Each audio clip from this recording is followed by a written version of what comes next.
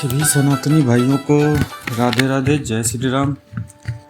आज हम अपने चौथे एपिसोड में एक ऐसे संत की कहानी में सुनाने जा रहा हूँ, या जिनके बारे में चर्चा करने जा रहा हूँ। वह एक शुद्ध सिद्ध पुरुष कहलाते थे। अभी वह हमारे बीच नहीं है, लेकिन उनकी कुछ दिव्य कथाएं और जानकारियाँ काफ़ी रोचक और सुनने योग्य हैं। तो बहुत आगे न बढ़ते हुए मैं उनकी कहानी से शुरू करता हूँ, जिनके नाम को मैं आज जपने जा रहा हूँ। तो वह थे देवराहा बाबा। भारत के प्रसिद्ध सिद्ध योगी और संत थे, जिनका जीवन और आयु रहस्य माना जाता है। उनके बारे में जो जानकारी और लोक कथाएं प्रचलित हैं वह कुछ अलौकिक हैं। तो पहले हम ये देखते हैं कि उनका मूल परिचय क्या था। तो उनका मूल नाम क्या था यह निश्चित रूप से किसी को ज्ञात नहीं है। वे उत्तर प्रदेश के देवरिया जिले के पास सरयू और बाद में यमुना नदी के किनारे एक ऊंचे मचान मतलब लकड़ी के बने हुए एक प्लेटफार्म पर रहते थे। देवरिया के पास रहने के कारण उन्हें देवराहा बाबा से जाना जाने लगा। मतलब यहाँ पे ये बताया गया है कि वह देवरिया के पास रहने के कारण उनको देवराहा बाबा के नाम से जाना जाने लगा। लेकिन कुछ दंत कथाओं में यह कहा जाता है कि देवरिया का नाम उनके ही नाम से पड़ा, कि देवराहा बाबा के नाम से ही देवरिया नाम पड़ा।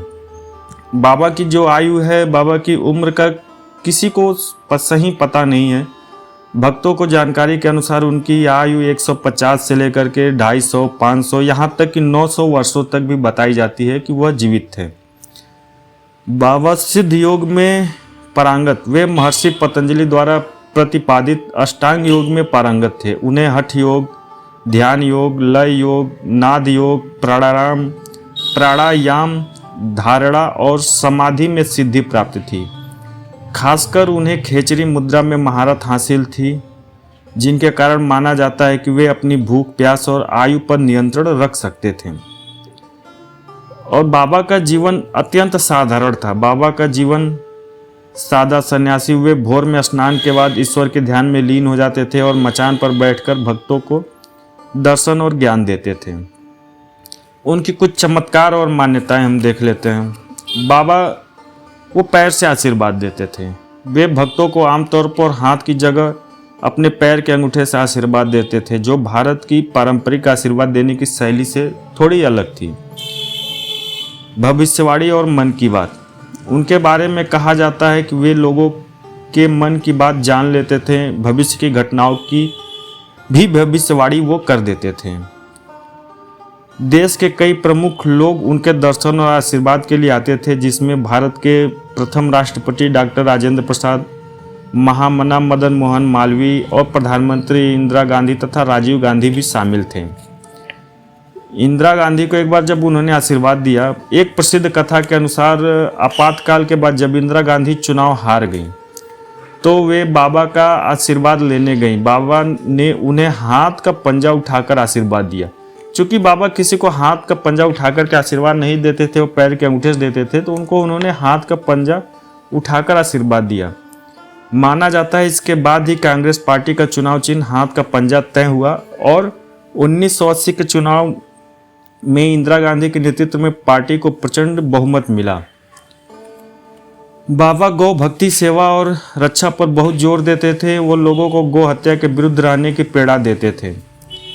देवराहा बाबा ने 19 जून 1990 को वृंदावन में योगिनी एकादशी के दिन अपना शरीर त्याग दिया। आज भी उनके अनुयायी उन्हें एक सिद्ध पुरुष और दिव्य संत के रूप में याद करते हैं।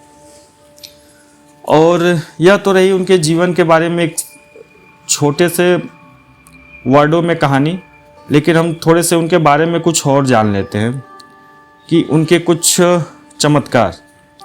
एक बार की बात है, एक भक्त जिनका नाम गुलाबदास जी बताया जाता है, उनके परिवार के साथ बाबा दर्शन के लिए रामनगर गंगा तट पर आए। बाबा ने उन्हें दर्शन दिया और आशीर्वाद के रूप में एक 5 साल की बच्ची को, जो बोल नहीं पाती थी, एक केला खाने को दिया। माना जाता है कि केला खाने के बाद वह बच्ची बोलने लगी। इसके तुरंत बाद बाबा गुलाबदास जी ने आदेश दिया कि तुरंत वापस चले जाएं, क्योंकि यह एक खतरनाक चक्रवात साइक्लोन आने वाला था। मतलब देवराहा बाबा ने गुलाबदास जी को आशीर्वाद चेतावनी दिया। गुलाबदास जी ने आसमान की ओर देखा तो जो बिल्कुल साफ था। उन्हें यकीन नहीं हुआ, लेकिन बाबा के आदेश का पालन करते हुए वे नाव से गंगा पार करके अपने घर की ओर चल पड़े। जैसे ही उन्होंने घाट की सीढ़ियाँ चढ़कर सड़क पर कदम रखा, तभी भयंकर चक्रवात आया।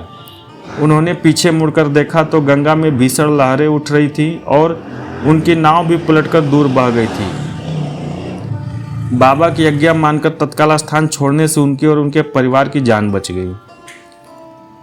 एक ये हो गई। दूसरी कहानी इनकी ये है कि पानी में बाबा बिना सांस के रहना, मतलब जल समाधि। बाबा के भक्तों का कहना है कि वे योग की शक्ति से आधे घंटे तक बिना सांस लिए पानी के अंदर रह सकते थे। यमुना नदी के किनारे वृंदावन में, जहाँ वे अक्सर अपने मचान पर रहते थे, कई बार ऐसा करते थे। यानी उनकी अद्भुत योगिक सिद्धि का प्रमाण माना जाता था। मचान पर प्रसाद का रहस्य, ये तीसरी घटना है। बाबा हमेशा नदी के किनारे एक ऊंचे लकड़ी के मचान पर रहते थे और वहीं से भक्तों को दर्शन देते थे। भक्त नीचे से ही उन्हें प्रणाम करते थे। कहा जाता है कि उनके मचान पर प्रसाद या खाने पीने की कोई चीज़ नहीं रखी होती थी, लेकिन जब कोई भक्त उनके पास आता था तो बाबा अपने हाथों से उसे तुरंत बतासे या मखाने का प्रसाद देते थे। यह एक रहस्य था कि मचान पर कुछ न होते हुए भी उनके हाथ में प्रसाद कहाँ से आ जाता था। आते हैं चौथे चमत्कार की तरफ। माना जाता है कि देवराहा बाबा न केवल मनुष्यों के मन की बात जानते थे, बल्कि उन्हें पशु पंछियों की भाषा का भी ज्ञान था।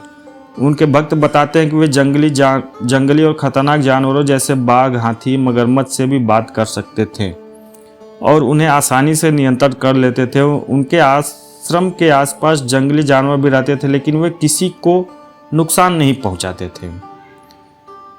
5 नंबर, कायाकल्प सिद्धि और अमरता का दावा।